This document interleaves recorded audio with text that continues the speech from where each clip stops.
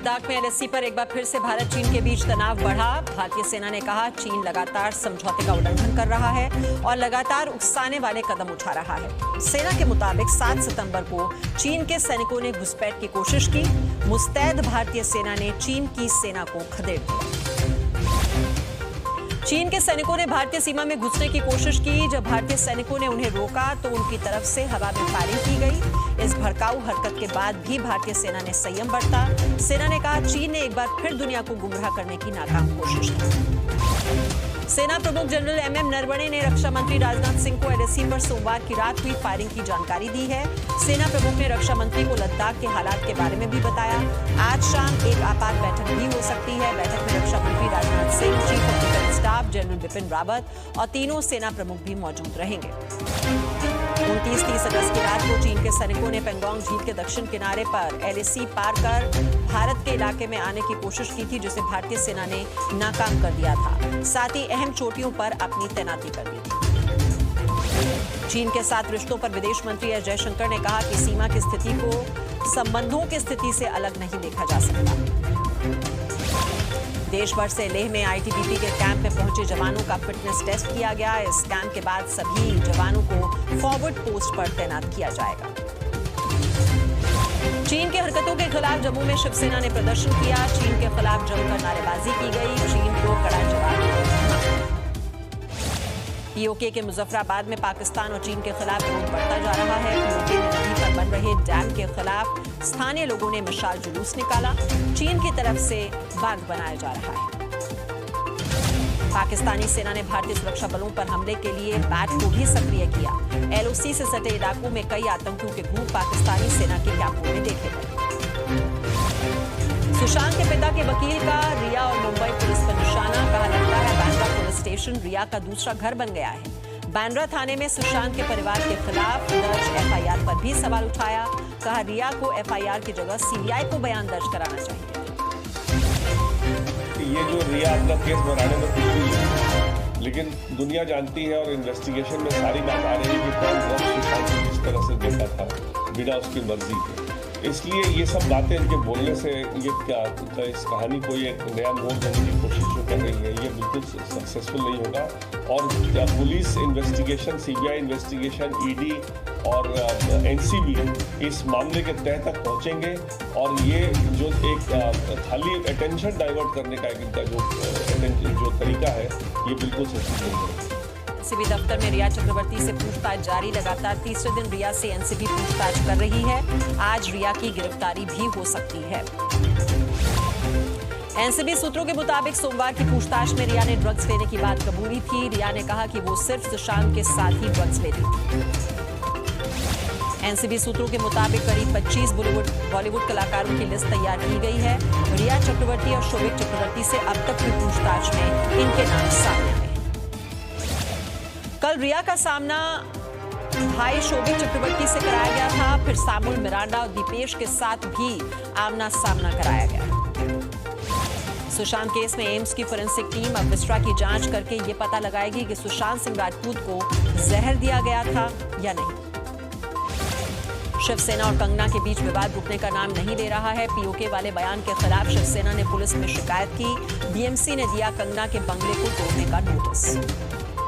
मुंबई में कंगना रनौत को बीएमसी ने क्वारंटीन करने की तैयारी कर ली है। एयरलाइंस से मुंबई दाखिल होने वाले सभी लोगों को होम क्वारंटीन किया जाता है। कंगना को भी होम क्वारंटीन की हिदायत।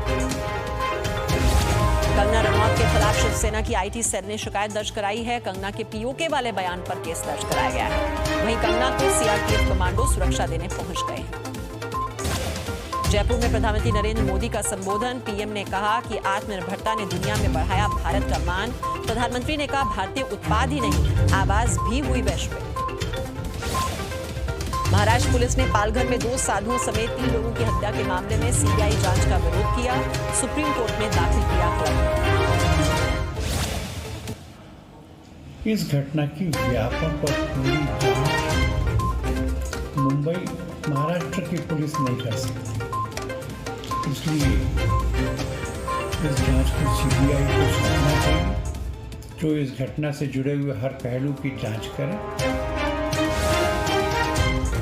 महाराष्ट्र पुलिस के दायर हलफनामे में कहा गया कि राज्य सीआईडी जांच के बाद पहले ही 2 चार्जशीट दायर कर चुकी है। याचिकाकर्ता पर जुर्माना लगाने की मांग की गई। जम्मू कश्मीर के बड़गाम में आतंकवादियों और सुरक्षा बलों के बीच एनकाउंटर। कबूसा खलीसा इलाके में 2 से 3 आतंकवादियों के छिपे होने की खबर। हाइपरसोनिक टेक्नोलॉजी डेमोन्स्ट्रेटर व्हीकल के सफल परीक्षण के बाद पीएम नरेंद्र मोदी ने डीआरडीओ को बधाई दी। कहा हवा में आवाज की गति से 6 गुना ज्यादा स्पीड से दूरी तय करने में मदद मिलेगी। गृह मंत्री अमित शाह ने डीआरडीओ को बधाई दी। कहा रक्षा क्षेत्र में पीएम मोदी के आत्मनिर्भर भारत के विजन को मिलेगी मदद। रक्षा मंत्री राजनाथ सिंह ने भी वैज्ञानिकों को कामयाबी के लिए बधाई दी। राम मंदिर निर्माण समिति के अध्यक्ष नृपेंद्र मिश्र आज अयोध्या में राम जन्मभूमि परिसर का निरीक्षण करेंगे। मंदिर का नक्शा पास होने के बाद नींव की खुदाई हेतु बड़ी मशीनें परिसर में पहुंची। अयोध्या में राम जन्मभूमि परिसर की सुरक्षा को लेकर आज स्थायी समिति की बैठक। एडीजी वीके सिंह सुरक्षा की समीक्षा करेंगे। विदेश मंत्री एस जयशंकर 4 दिन के रूस दौरे पर रवाना। शंघाई सहयोग संगठन की बैठक में लेंगे हिस्सा। चीन के विदेश मंत्री से भी हो सकती है मुलाकात। बद्रीनाथ और केदारनाथ धाम के पुनर्निर्माण कार्यों की प्रगति रिपोर्ट प्रधानमंत्री नरेंद्र मोदी के सामने पेश की जाएगी। उत्तराखंड सरकार के सीनियर अफसर देंगे पीएम मोदी को जानकारी। प्रयागराज में अखाड़ा परिषद की बैठक। संतों ने काशी मथुरा की जमीन स्वेच्छा से हिंदुओं को सौंपने की अपील की। राजस्थान के मुख्यमंत्री अशोक गहलोत ने प्रधानमंत्री को चिट्ठी लिखी। जीएसटी को लेकर राज्यों से किए गए वादे की तरफ ध्यान दिलाया। कांग्रेस सांसद राहुल गांधी ने एलआईसी को लेकर प्रधानमंत्री मोदी पर आरोप लगाए। राहुल ने कहा कि प्रधानमंत्री ने सरकारी कंपनी बेचो मुहिम चलाई है। राहुल ने कहा कि आर्थिक बदहाली की भरपाई के लिए देश की संपत्ति को बेचा जा रहा है। एलआईसी को बेचना सरकार का एक शर्मनाक प्रयास है। आईसीआईसीआई बैंक की पूर्व एमडी और सीईओ चंदा कोचर के पति दीपक कोचर को पीएमएलए कोर्ट में पेश किया गया। ईडी ने आईसीआईसीआई बैंक वीडियोकॉन केस के सिलसिले में दीपक कोचर को कल गिरफ्तार किया। बेंगलुरु में अभिनेत्री संजना के घर पर क्राइम ब्रांच ने छापा मारा है। संजना और उनकी मां को हिरासत में लिया गया है। दोनों से क्राइम ब्रांच के ऑफिस में पूछताछ होगी। ड्रग्स रैकेट कनेक्शन में पिछले दिनों यानी अरेस्ट की गई अभिनेत्री रागिनी द्विवेदी की कस्टडी भी 5 दिन के लिए और बढ़ा दी गई। कोरोना संक्रमण के मामलों में आज कल के मुकाबले कमी आई है। 24 घंटे में 75,809 नए मामले सामने आए, जबकि 1,133 लोगों की मौत हो गई। अब तक देश में कुल 42,80,000 से ज्यादा मामले भारत में सामने आ चुके हैं। महाराष्ट्र में पिछले 24 घंटे के दौरान कोरोना के 16,429 नए केस सामने आए। महाराष्ट्र में कोरोना के मरीजों की संख्या बढ़कर अब 9,23,000 हो गई है। पिछले 24 घंटे के दौरान कोरोना से 423 मौतें हुई हैं। महाराष्ट्र में आज 14,922 मरीजों को ठीक होने के बाद डिस्चार्ज किया गया। लखनऊ के केजीएमयू में सीएम योगी ने किया कोविड अस्पताल का लोकार्पण। L3 स्तर का उत्तर प्रदेश का यह सबसे बड़ा अस्पताल है। 320 बेड की इसमें सुविधा है। कोरोना किट की खरीद में गड़बड़ी पर यूपी की योगी सरकार की बड़ी कार्रवाई। गाजीपुर और सुल्तानपुर के जिला पंचायती राज अधिकारी सस्पेंड। अफसरों पर कोरोना की किट तय रेट से ज्यादा दर पर खरीदने का आरोप लगा है।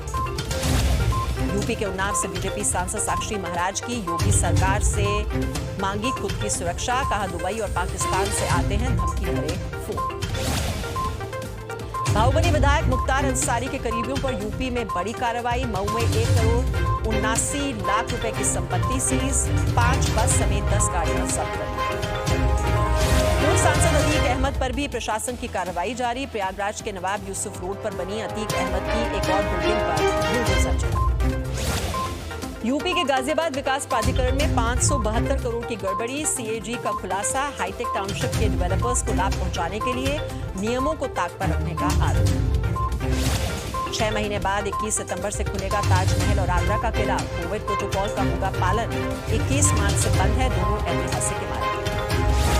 यूपी के सोनभद्र में पिकनिक मनाने गए 9 लोगों पर मधुमक्खियों का हमला। 2 की मौत हो गई। घायल 7 लोगों को अस्पताल में भर्ती कराया गया।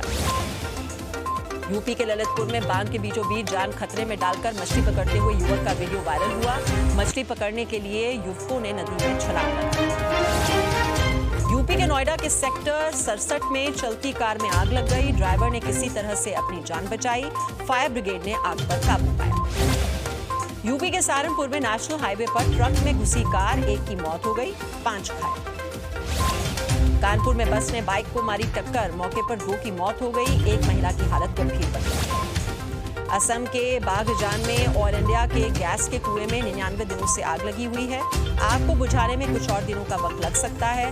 गैस का रिसाव 27 मई 2020 को शुरू हुआ, जिसमें बीते 9 जून को आग लग गई।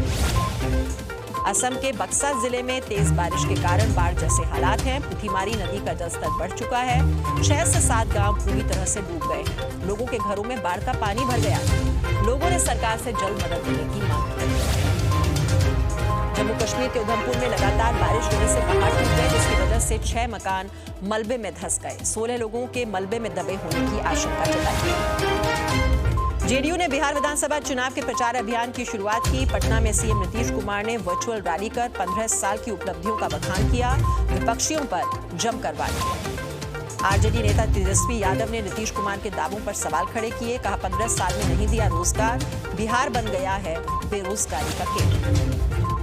पटना में आरजेडी ने कई पोस्टर लगाए। तेजस्वी यादव को फोकस करते हुए लिखा, नई सोच नया बिहार, युवा सरकार अब की बार। जेडीयू ने इसे मुंगेरी लाल का सपना बताया।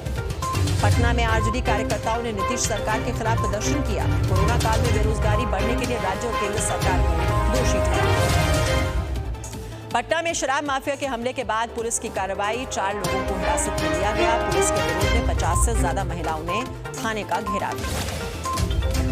झारखंड के मुख्यमंत्री हेमंत सोरेन ने कहा, नई शिक्षा नीति का वर्तमान स्वरूप स्वीकार्य नहीं, नीति में बड़े बदलाव की जरूरत है। रांची के एक निजी अस्पताल में शव की अदला बदली के बाद हंगामा, शव सौंपने में हुई इस बड़ी लापरवाही के बाद निजी अस्पताल के खिलाफ एफआईआर दर्ज हुई।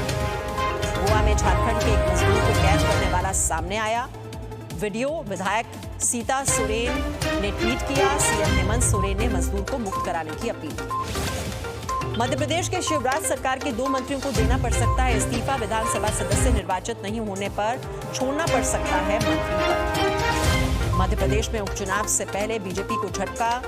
बदनावर में 300 से ज्यादा बीजेपी कार्यकर्ता कांग्रेस में शामिल हो गए। मध्य प्रदेश में 30 सितंबर तक सभी पाठ्यक्रमों की पूरी की जाएंगी परीक्षाएं। 30 अक्टूबर तक घोषित होंगे रिजल्ट। राज्य के उच्च शिक्षा मंत्री ने कहा, नई शिक्षा नीति को लेकर राज्य में बनेगा टास्क फोर्स।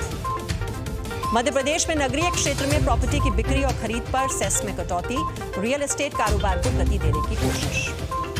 मध्य प्रदेश के छतरपुर में मिड डे मील के नाम पर बच्चों की सेहत से खिलवाड़।